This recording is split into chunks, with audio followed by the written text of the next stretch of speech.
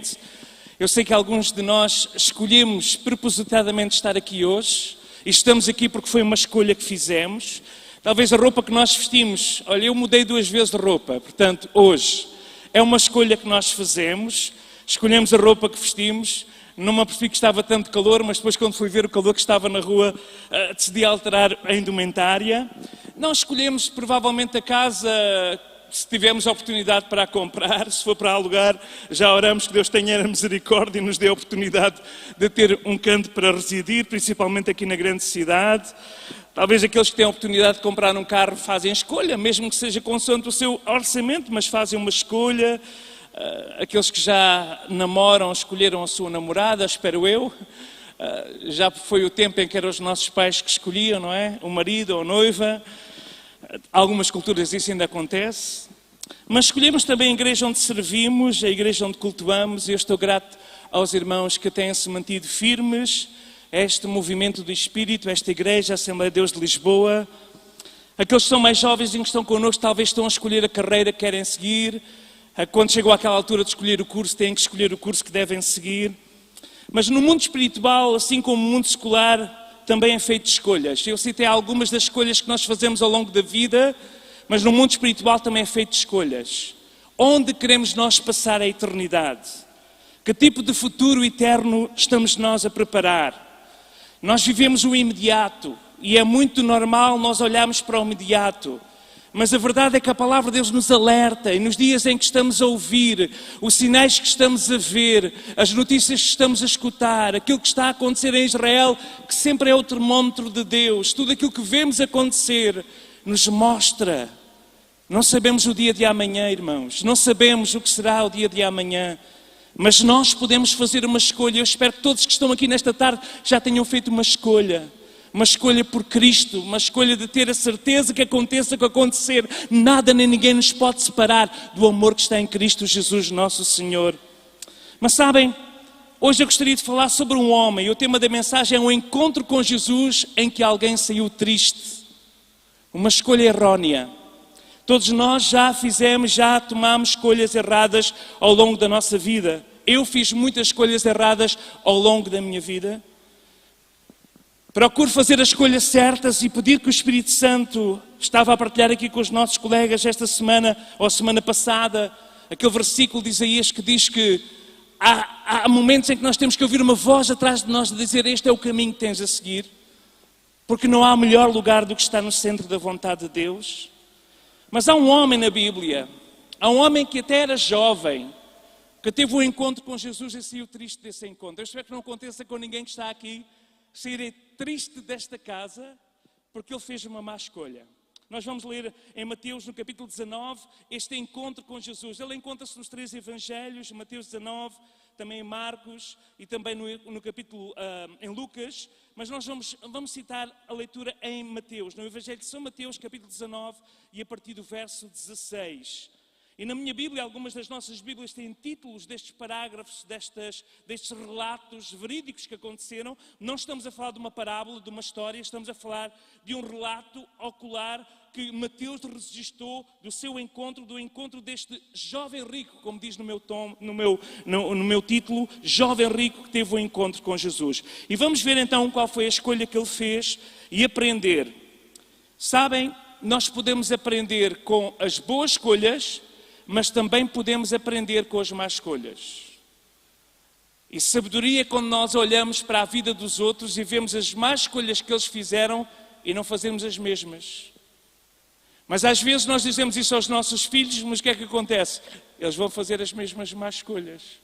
Apesar de nós termos dito ao longo da vida, fizemos esta má escolha, fizemos aquela má escolha, contamos a eles nossas derrotas para que eles não passem pelos mesmos problemas. Mas é engraçado que o ciclo muitas vezes repete-se e eles acabam por fazer. E temos uma pessoa muito próxima que está a passar pelo mesmo percurso e que Deus o guarde e tenha misericórdia. Então nós encontramos aqui neste capítulo 19, verso 16, o seguinte relato. Eis que aproximando-se dele um jovem disse-lhe: bom mestre, que bem farei para conseguir a vida eterna? E ele lhe disse: por que me chamas bom? Não há bom senão um, que é Deus. Se queres, porém, entrar na vida, guarda os mandamentos. Disse-lhe ele: quais? Jesus respondeu, ou disse: não matarás, não cometerás adultério, não furtarás, não dirás falsos testemunhos, honra a teu pai e a tua mãe, e amarás o teu próximo como a ti mesmo. Disse-lhe o jovem: tudo isso eu tenho guardado desde a minha mocidade, o que é que me falta ainda? Disse-lhe Jesus: se queres ser perfeito, vai, vende tudo o que tens, dá aos pobres e terás um tesouro no céu, e depois vem e segue-me.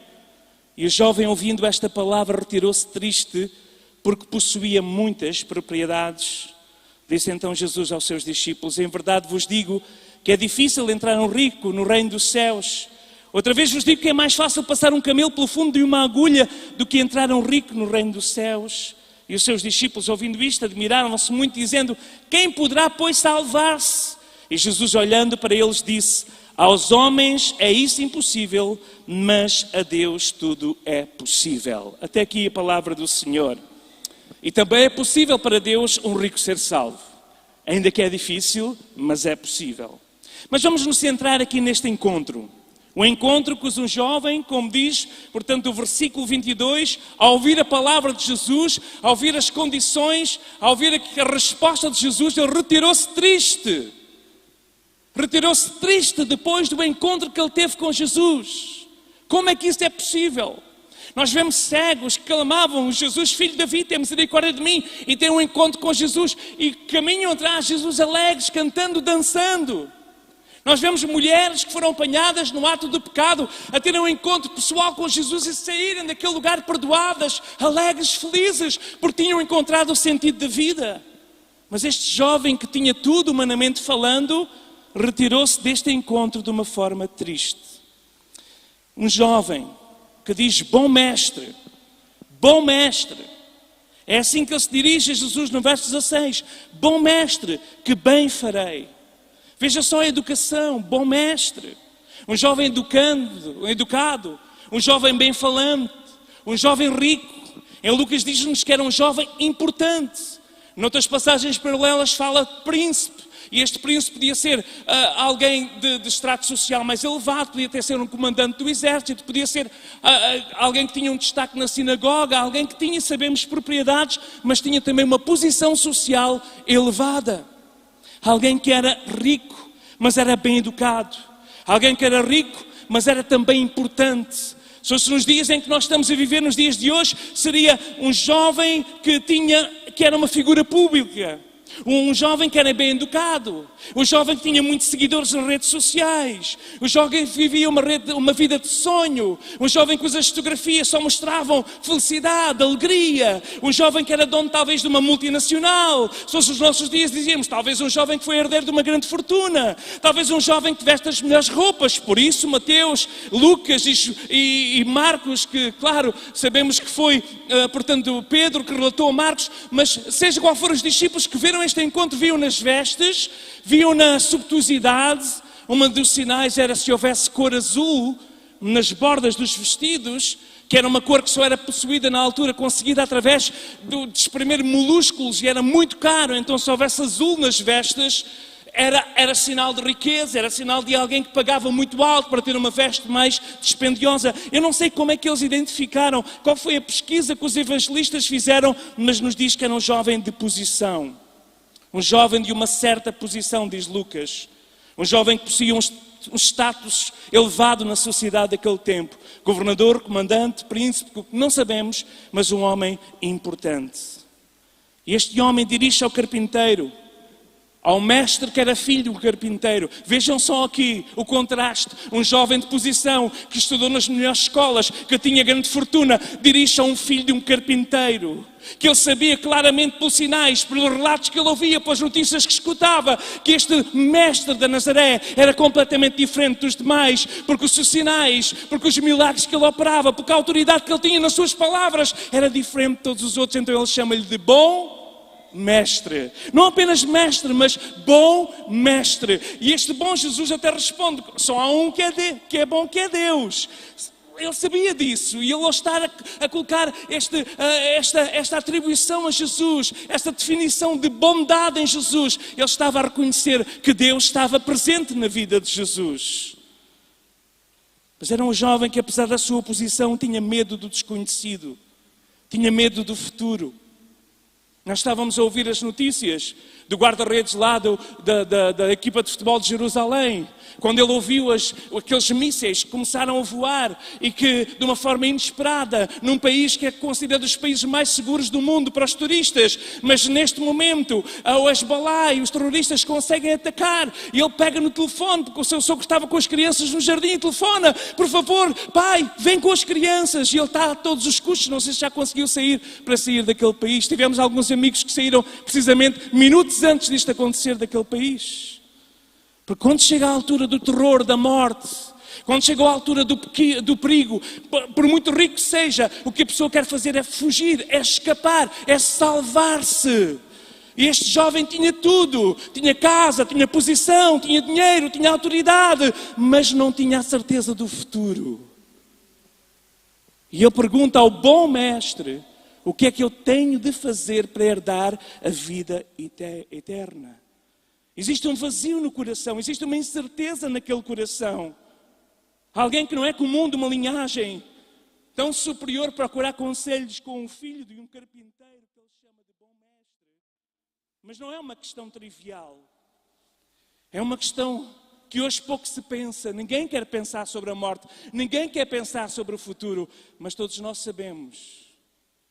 Às vezes, quando nos aparece assim uma febre, quando o nosso coração começa a bater disparadamente. Aconteceu comigo alguns ataques de pânico, em que nós estamos no aeroporto e de repente não conseguimos sequer nos levantar, ficamos sem forças e nós percebemos que não somos nada. De um momento para o outro a vida pode desaparecer. Graças a Deus que aqueles que têm Cristo têm uma certeza, que sabem que nada nem ninguém nos separará do seu amor. Mas quem não tem Cristo, quem não tem esta certeza, se tu entraste nesta tarde aqui neste lugar e não tens a certeza do teu futuro, se morresses agora, se acontecesse aqui um ataque, se caísse este teto, o que é que seria de ti? Onde tu abririas os olhos? A Bíblia diz que só há dois caminhos, só há dois lugares: voltar para Deus que deu a vida, ou separar eternamente de Deus para uma morte eterna de tortura chamado inferno. Mas havia aqui conceitos errôneos também neste jovem.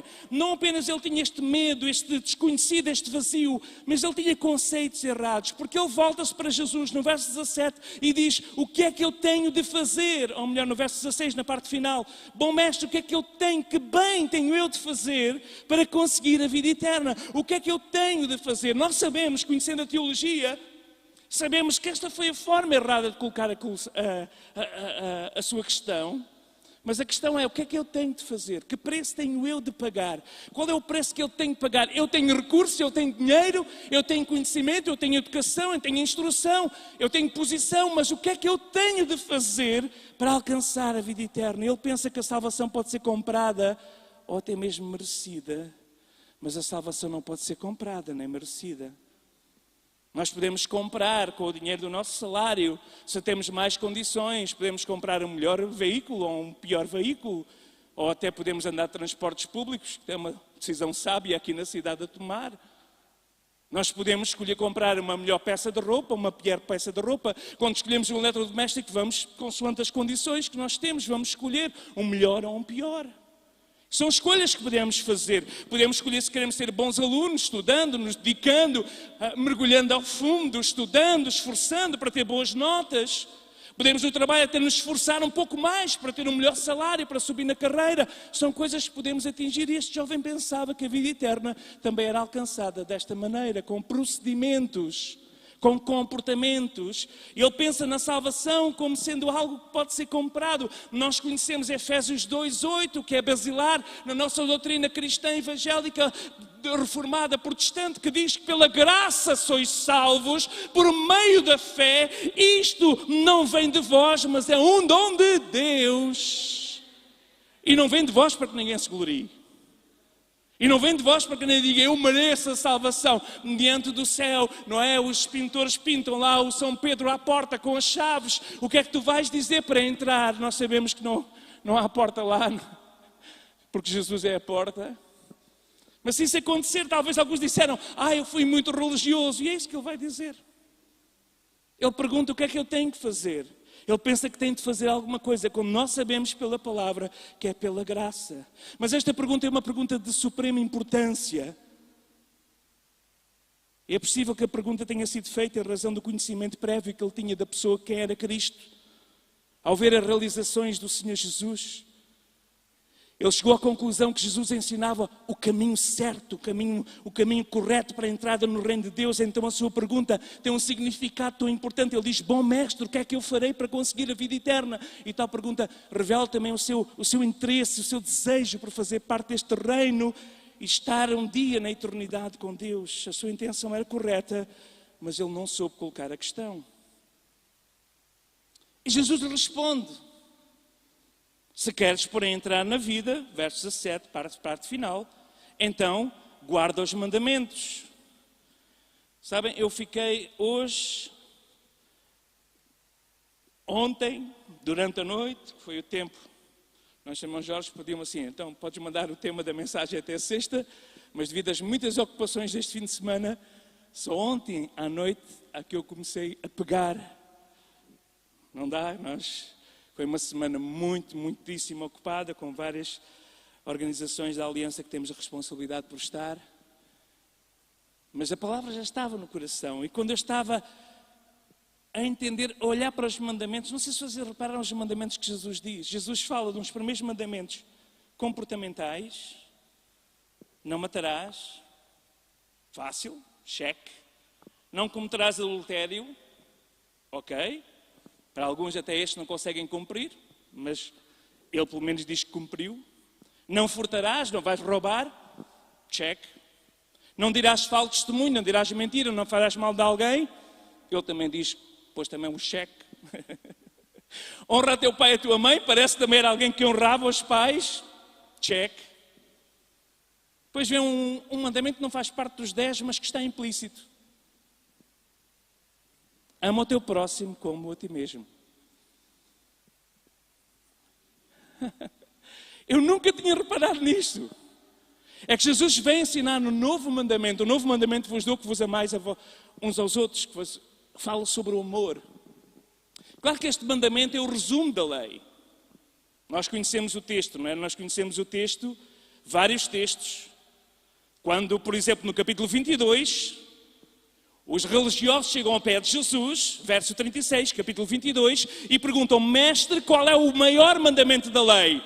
E Jesus responde: ama o Senhor teu Deus de todo o teu coração, de toda a tua alma, com todo o teu entendimento. Este é o primeiro e maior mandamento. Mas Jesus continua: mas o segundo é semelhante a este: ama o seu próximo como a ti mesmo. E destes 2 mandamentos dependem toda a lei e todos os profetas. E não estava lá em Êxodo 20, ama o teu próximo como a ti mesmo. Eu fui verificar.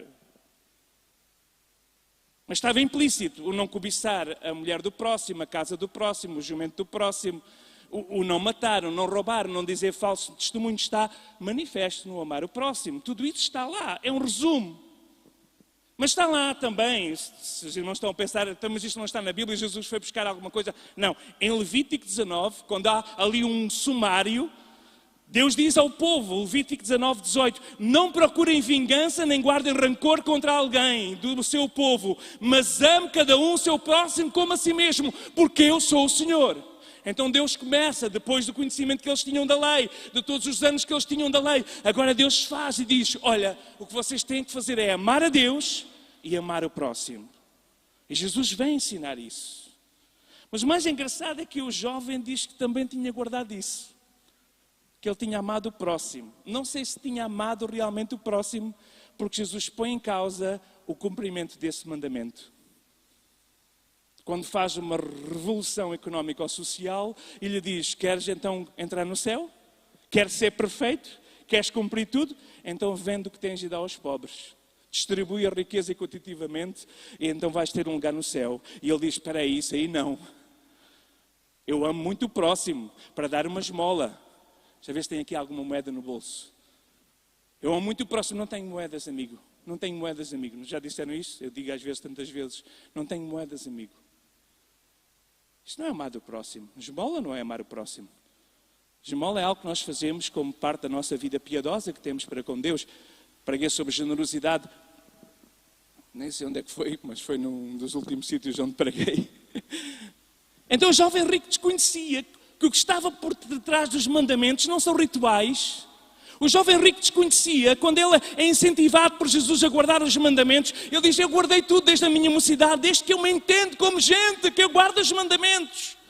A minha conduta religiosa, o meu portfólio, o meu currículo vitae religioso diz claramente que eu tenho guardado todos os mandamentos. Mas Jesus diz: queres saber o destino da tua alma? Então procura guardar os mandamentos, mas guarda também este, que eu adiciono: ama o teu próximo como a ti mesmo. Ele não entendia. E na sua arrogância, pensando que tinha cumprido tudo e que era merecedor do céu e da eternidade, Jesus lhe mostra que aquilo que era o principal, que era o seu coração, não pertencia a Deus. Jesus mostra-lhe que de facto ele não estava disposto nem disponível para cumprir todos os mandamentos. E ele não conseguiu. Irmãos, todos nós sabemos que o pecado original não é a mentira. Que Eva e Adão disseram para Deus. O pecado original nós conhecemos como desobediência, mas eu não quero fazer doutrina disto. Mas eu chamo o pecado original como desejo de independência. Desobediência é o que nós dizemos: desobedeceu. Deus disse: não comerás da árvore, do fruto, do conhecimento do bem e do mal.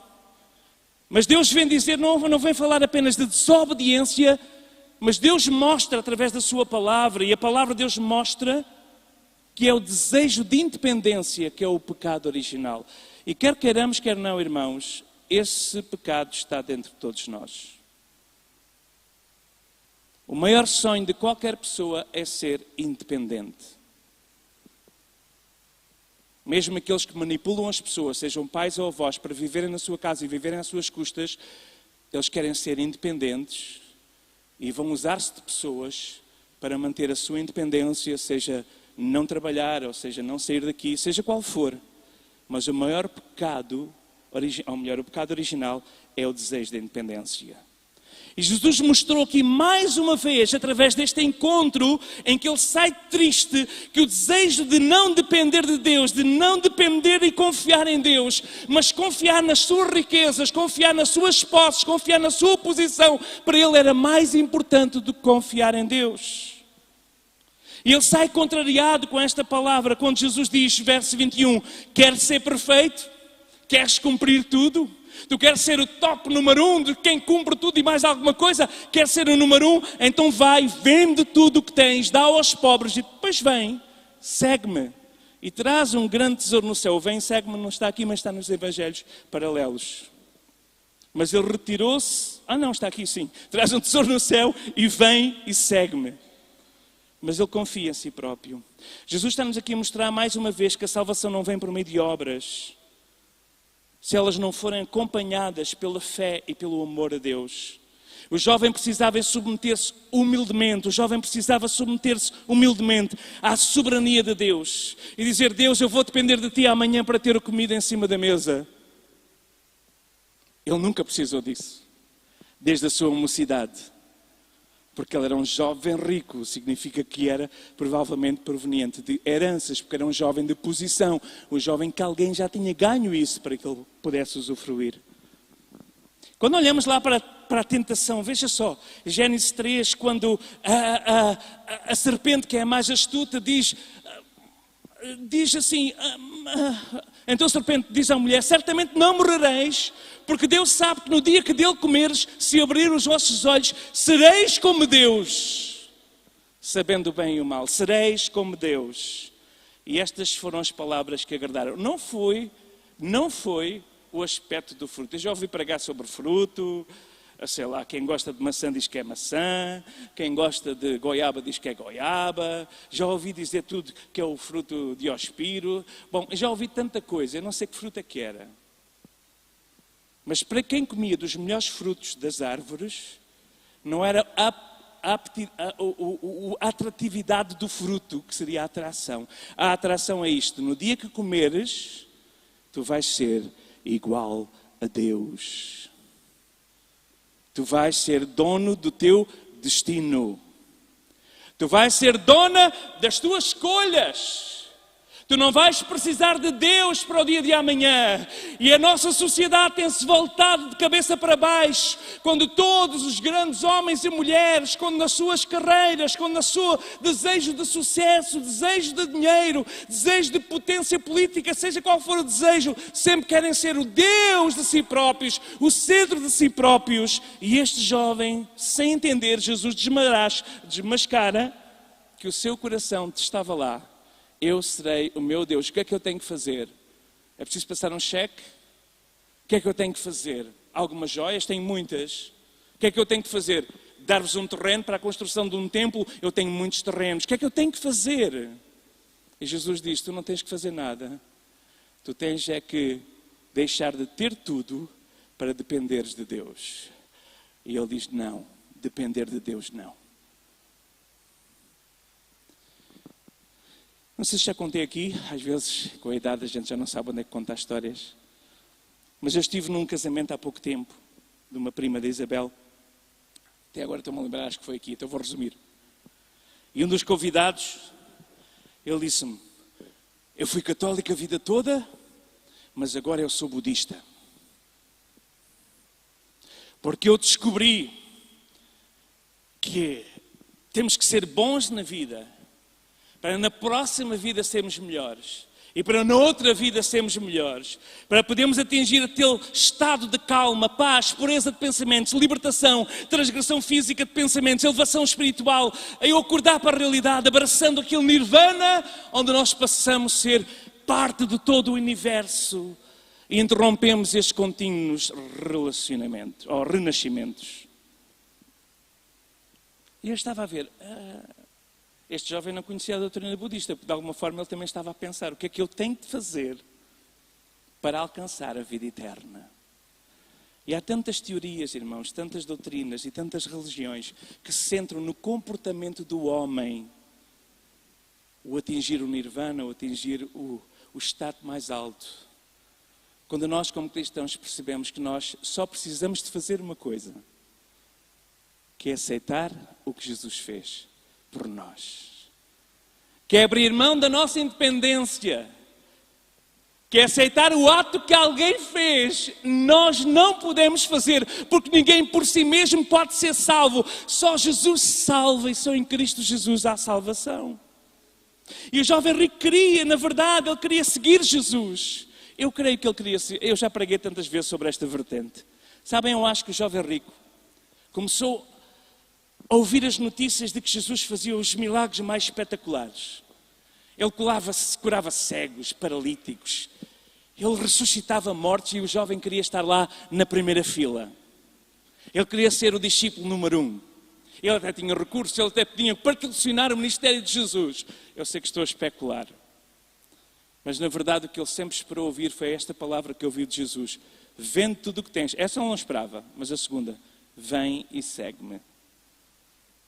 Só que para seguir Jesus, nós temos que abrir mão da independência para aceitarmos a total dependência dele.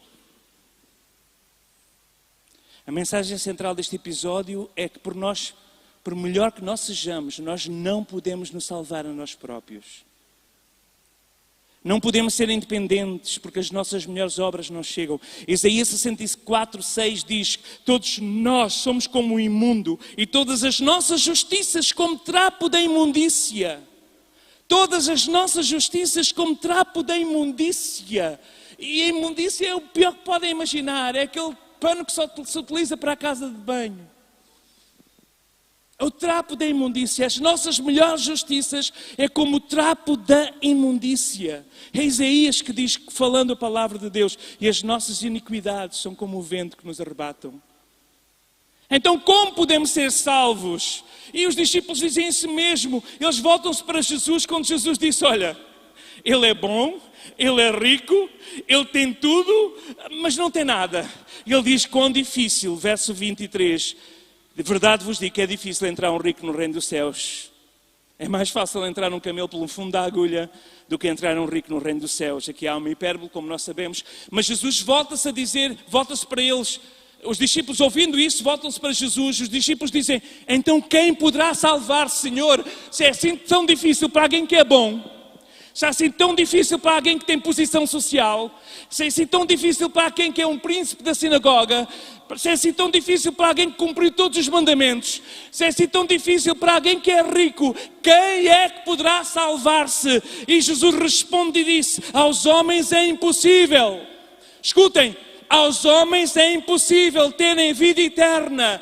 Aos homens é impossível sermos salvos por nós próprios, mas para Deus tudo é possível. Por isso Deus preparou a nossa salvação. Quando João nos diz em 3,16 que Deus amou a humanidade, o ser humano de tal maneira que deu o seu único Filho, para que todo aquele que crê na obra do Filho, para que todo aquele que crê em Jesus Cristo não morra, não pereça, mas tenha a vida eterna. Foi Deus quem preparou, é Deus quem dá, é Deus quem faz, é tudo Deus, é tudo Deus, é tudo Deus. E nós precisamos voltar a entender que o pecado original do jardim de pegar no fruto para sermos iguais a Deus, nós temos que jogar esse fruto fora, temos que largá-lo e dizer, eu não quero mais ser senhor do meu destino, eu não quero mais ser senhor das minhas escolhas, eu não quero mais ser senhora das minhas convicções, eu quero que sejas tu, Deus, a escolher por mim, que sejas tu a dirigir a minha vida, que sejas tu a escolher os meus passos. Eu abro mão da minha independência,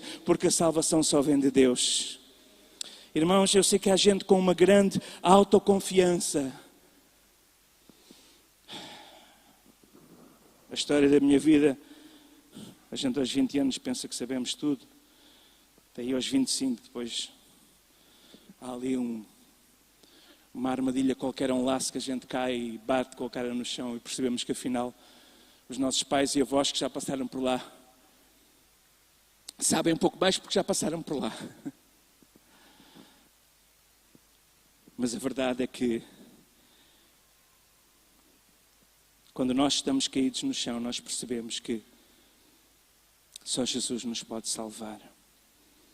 E a gente confia no seu emprego, no seu dinheiro, na sua saúde, mas a saúde pode terminar de um dia para o outro.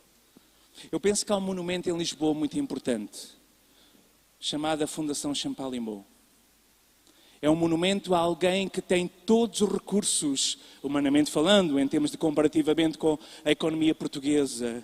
E chega uma altura em que há um cancro no pâncreas e ele, apesar de ter os melhores recursos, os melhores médicos, as melhores possibilidades para ir aos melhores hospitais, ele desaparece.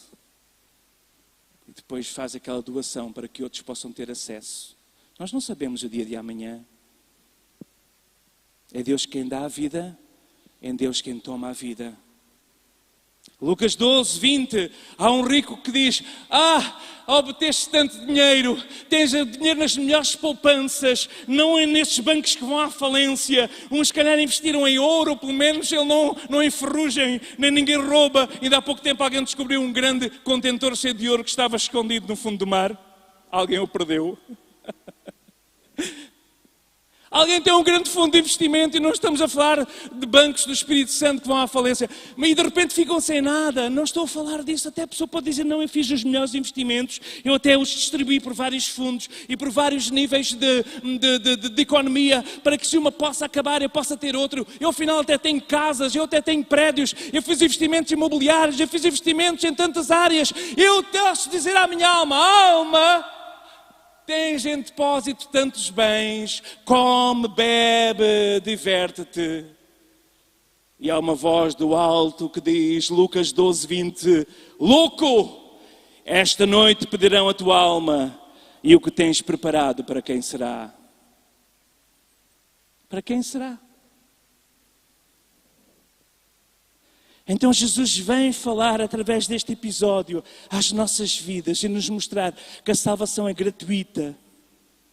Mas quando nós queremos viver na vontade de Deus, há um preço que temos que pagar, que é abrir mão da nossa independência. A Deus tudo é possível. Da mesma maneira como este jovem, eu sei que há muitos que se comportam como grandes religiosos.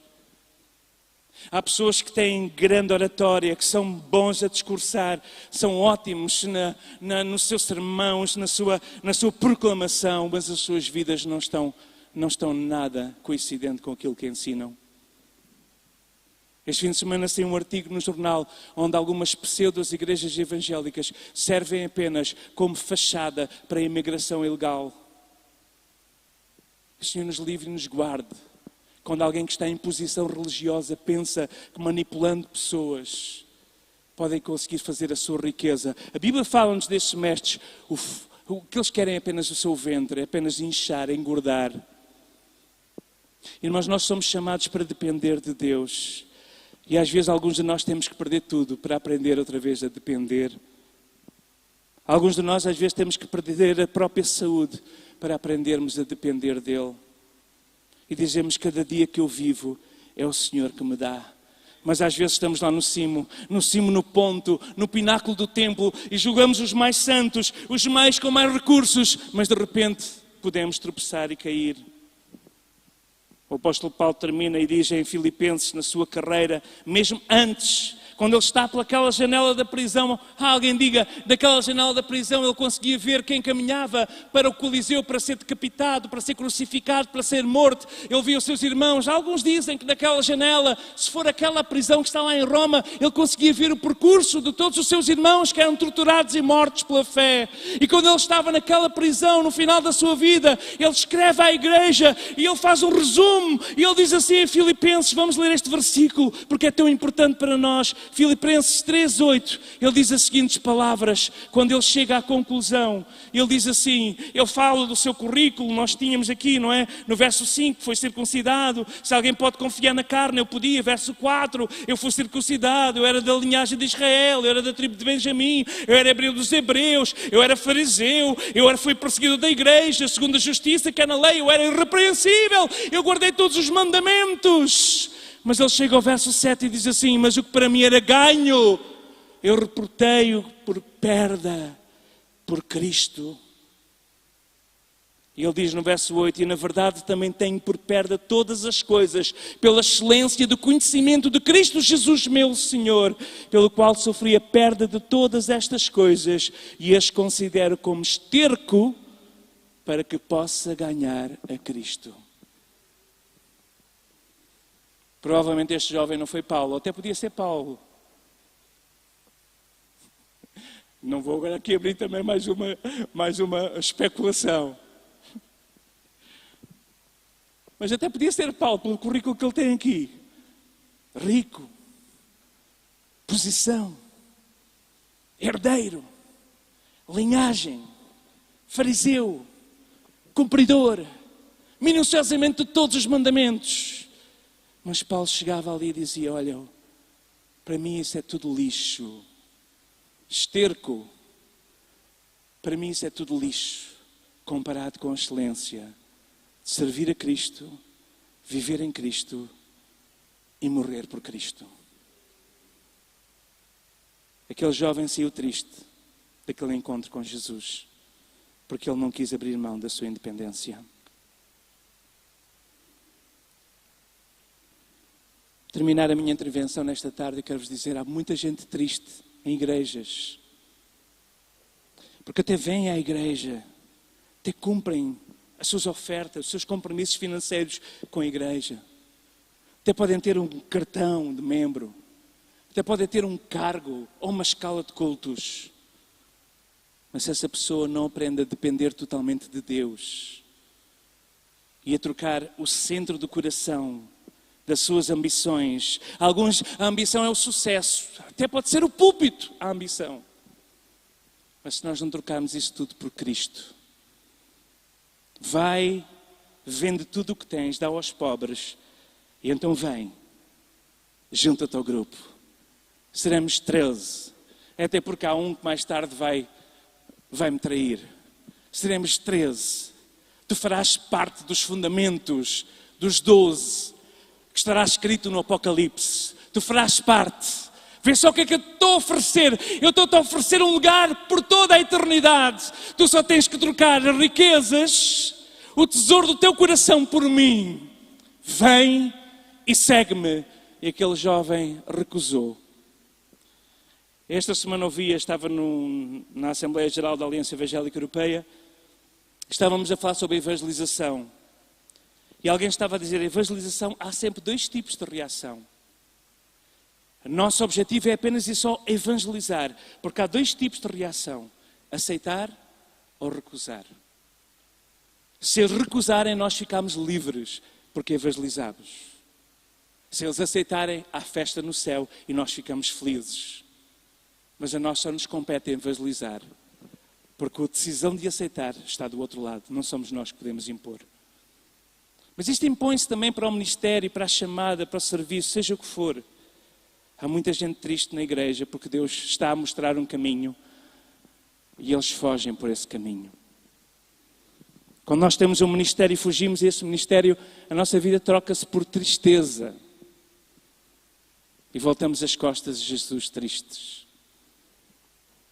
Nesta tarde, Deus quer falar com cada um de nós. Porque onde estiver o teu coração, aí estará também o teu tesouro. Onde é que está o teu tesouro, minha querida, meu querido? Quem é o teu tesouro? O dia passa e os anos passam a correr. Nós não sabemos o dia de amanhã. Aqueles jovens estavam lá no deserto de Negueb, usado em tantos poemas, em tantos salmos. Estavam lá naquela festa psicadélica, livres, o país mais seguro do mundo. E de repente vem um grupo de jovens que passam a fronteira e chegam àqueles montes e os arrastam como escudos humanos. Eu estava a dizer a Isabel, se calhar está lá alguns filhos de ministros ou de pessoas tão importantes e que eles agora vão usar para tentarem se salvar dos ataques da repostagem que Israel costuma fazer à distância, porque sabem que entrar no terreno há um preço muito alto a pagar. Eu só vi aquela imagem daquele aquele casal de namorados, aquele moço e aquela moça dentro daquele contentor. E dizem que aquela fotografia foi verificada e é verdade. Jovens que tinham tudo. Alguns estrangeiros tinham ido dos Estados Unidos, de outros países, para aquela festa no deserto. E neste fim de semana vieram terroristas e os raptaram. E estão dentro de um contentor, sem saber o dia de amanhã. Nós não sabemos o dia de amanhã. Bom mestre, o que é que eu tenho que fazer para herdar a vida eterna? Mais do que cumprires qualquer religião, faz uma decisão. Troca tudo o que tens por seguir a Jesus. Vamos ficar em pé na presença do Senhor. Seguir a Jesus. Vem e segue-me. Naquele dia aquele jovem retirou-se triste porque ele possuía muitas propriedades. Nós não gostaríamos que ninguém saísse triste aqui desta tarde, deste lugar. Estamos a terminar. Nós não gostaríamos que ninguém saísse deste lugar triste por ter dito não a Jesus. Talvez o que Jesus está a pedir é que tens que sair desse relacionamento. Talvez o que Jesus está a pedir é que tu tens que sair desse negócio que é escuro. E se não é honesto, sai dele. Não envergonhes o teu Senhor, porque mais cedo ou mais tarde isso vai arrebentar e quando perceberes era uma granada nas tuas mãos. Talvez o que Jesus está a dizer hoje, nesta manhã, é troca a tua religião por uma relação de dependência. Troca a tua religião, troca os teus melhores feitos, troca o teu currículo por Jesus. Eu disse sim a Jesus. Eu troco tudo o que tenho por ti. Eu me entrego a ti. Não importa o teu passado, não importa se não és como este jovem, se não cumpriste os mandamentos. Não importa se já roubaste, se já adulteraste. Não importa até mesmo se já mataste, ainda que, claro, nós acreditamos que devemos depois confessar também, se houver um crime diante das autoridades. E teremos que pagar diante das autoridades por esse crime. Mas não importa, diante de Deus, tudo o que tu possas ter feito, não importa. se não honraste o teu pai, se até maltrataste a tua mãe. Não importa o que fizeste, importa que quando tens um chamado, um encontro, um olho, um face a face com Jesus. Marcos diz que Jesus olhou para o jovem e o amou. E Jesus te ama, e Jesus olha para ti nesta tarde e ama-te. E chama-te, vem, segue-me. Mas tens de trocar o teu passado, tens de trocar as tuas más escolhas, tens de trocar a tua independência por uma dependência de mim. Pergunto se há alguém entre nós que quer fazer essa troca nesta tarde. Se sente que não sabe qual será, como será o amanhã. Não sabe qual será o destino quando os seus olhos fecharem, quando o coração parar de bater, quando os seus olhos escurecerem. Não sabe o que é que vai ver do outro lado. Eu quero dizer que a Bíblia diz, Jesus disse, aquele que crê em mim, ainda que esteja morto, viverá. Aquele que crê em mim tem a vida eterna. Crer em Jesus é dizer, eu recebo Jesus, eu escolho Jesus. Eu abro mão da minha dependência, da minha independência, para receber a dependência de Cristo. Se não tens a certeza do dia de amanhã e queres sair desta tarde com essa certeza deste lugar, levanta a mão com um sinal, eu quero orar por ti nesta tarde, para que Deus coloque uma certeza no teu coração. Venha o que vier, aconteça o que acontecer, vai estar com Jesus. Há entre nós alguém que não tem certeza da salvação, que não tem certeza do futuro, que não tem certeza da eternidade, mas crê que Jesus o ama. Jesus olha para aquele jovem e o amou. Jesus olha para ti e ama-te. Jesus ama-te. Deus amou o mundo que deu a Jesus Cristo, e Jesus se deu a si mesmo na cruz do Calvário. As suas mãos foram carvadas naquele madeiro e o seu sangue supou-se o pé daquela cruz, e pelo seu sangue nós temos entrada diante de Deus. Não importa as nossas más decisões, as nossas más escolhas, eu escolho Cristo, eu escolho Cristo. Quem escolhe Cristo nesta tarde? Eu estou a ver a sua mão, não sei se... Ok, não? Tudo bem? Quem escolhe Cristo nesta tarde? Quem não tem certeza? Eu estou a ver o teu braço aí atrás, meu querido. Deus quer trazer certeza à tua vida. Deus está aqui para trazer certeza à tua vida. Pode baixar também. Há mais alguém entre nós que quer tomar nesta tarde uma decisão pela eternidade? Eu não sei se é doença, eu não sei se é acidente, eu não sei se é uma guerra, eu não sei se é uma fome, eu não sei se é uma peste, eu não sei se é alguma coisa que acontecerá, mas uma coisa eu sei, se eu estou em Cristo, nada nem ninguém me pode separar do seu amor, nem a morte, nem a altura, nem a profundidade, nem qualquer outra criatura me separará de Jesus Cristo. É a palavra que me garante. E Jesus disse, quem tem Jesus tem a vida eterna. Mas é abrir mão das nossas escolhas, dos nossos caminhos, das nossas decisões, para procurarmos ter um mapa de Deus na nossa mão e olharmos para a sua palavra e obedecermos. Nós obedecemos porque somos dele e não obedecemos para sermos dele. Eu gostaria de orar por estas pessoas que levantaram o seu braço. Mas antes de orar por eles, eu gostaria de fazer um segundo apelo. Senti da parte de Deus claramente esta manhã, quando estava aos pés do Senhor, que há gente aqui que vive triste, porque Deus os chamou para um serviço particular na sua obra e não quis dizer sim, e continua a resistir à voz do Espírito, continua a colocar carreiras, sonhos, ambições, razões, preconceitos, conceitos, seja o que for, diante como impedimento para seguir. Continua a ter um tesouro, seja comportamental, seja um tesouro religioso, seja o que for, mas continua a ter isso como impedimento para servir a Deus. Mas nesta tarde quero dizer, eu coloco tudo aos pés de Cristo. Eu troco tudo por Jesus. E se Ele me enviar para o fim do mundo, se Ele me enviar lá para estar a ajudar a Rosa lá, a fazer o poço ou construir novas igrejas, se Ele me enviar para a Guiné para estar lá com o Paulo, se Ele me enviar para São Tomé, se Ele me enviar para o outro lado do mundo, se Ele me enviar para o Líbano, seja qual for o lugar, eu vou dizer, Senhor, eis-me aqui, eu irei, eu obedecerei, porque a minha vida não sou mais eu quem vivo, mas és Tu quem vives em mim. E se esta é a tua circunstância, estás a resistir ao chamado do Senhor, nesta tarde, abra mão disso. Nós queremos orar por ti, para que tenhas uma vitória no nome de Jesus. E Deus abre caminho onde parece que não há mais caminho.